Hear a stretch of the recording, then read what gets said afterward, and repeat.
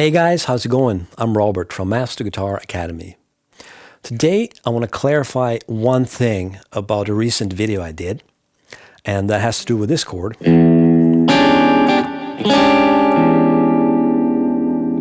So what I want you to be aware of when you're improvising over that chord is that you should use the diminished scale, starting with a half step.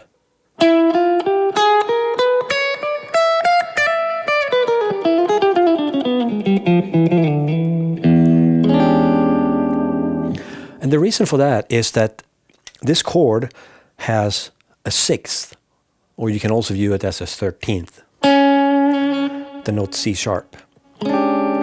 And when you use this scale, the diminished scale, starting with a half step, you get that note in there, as well as the minor seventh, or flat seventh, which is part of a dominant chord.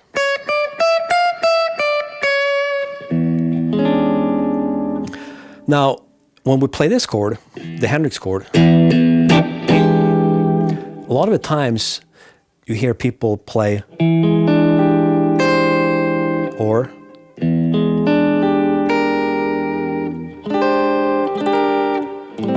as a way to resolve. So those notes are C and B flat. They sound really cool with that chord.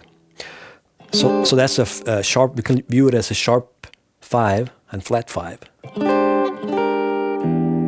for E, right? The 5 would be B. But this chord has the 6. You can actually play this chord with this voicing. With this voicing.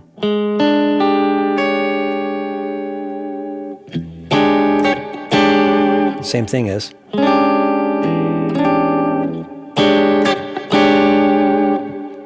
That's pretty cool. So when we use this chord, or this chord, we should not really use the diminished scale anymore, because now we have those two notes in there. However, we can use the altered scale, which is a great scale to use over dominant chords.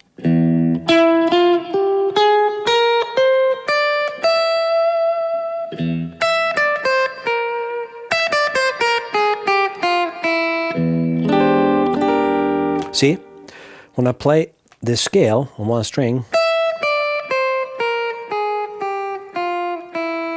we can hear that those two notes are in there.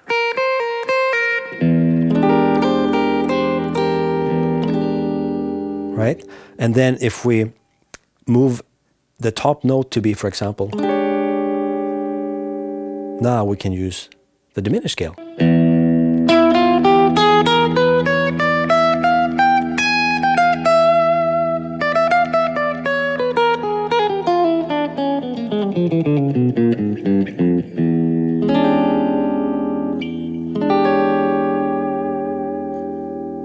So I just wanted to clear up that so that you know when you have that note in there,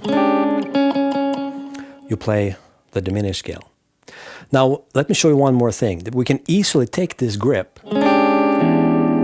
and make it into an E7 sharp 5 sharp 9.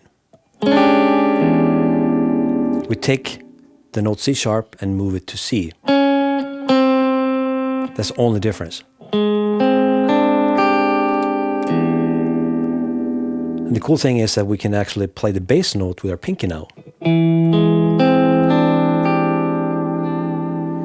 It will resolve really nicely to an A minor 7.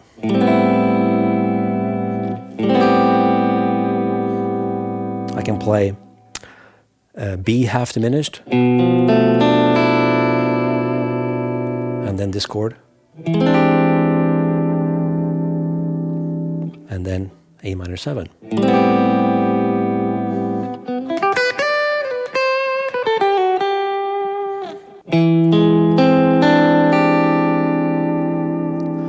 So if you wanted to play, for example, A7 sharp 5 sharp 9, you just move that grip to here. Or with the open A string, which will resolve to a D minor 7.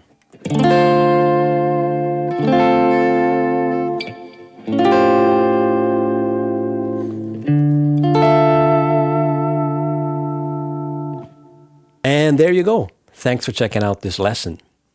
If you enjoyed this, give me a thumbs up, will you? And please subscribe. And I'll see you in the next one.